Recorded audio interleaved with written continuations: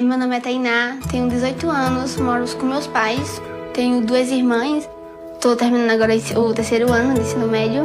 Minha mãe não teve como terminar os estudos, teve que trabalhar cedo e cuidar da gente. E meu pai, como ele passou aperto, ele teve que deixar os estudos para trabalhar.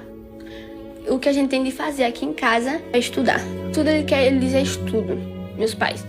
Eles querem que a gente siga o caminho que eles não conseguiram.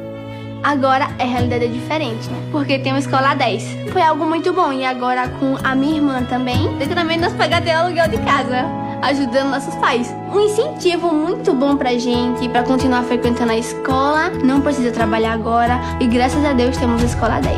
Alagoas avança, levando renda extra e apoio aos estudos de Tainá e de milhares de alunos.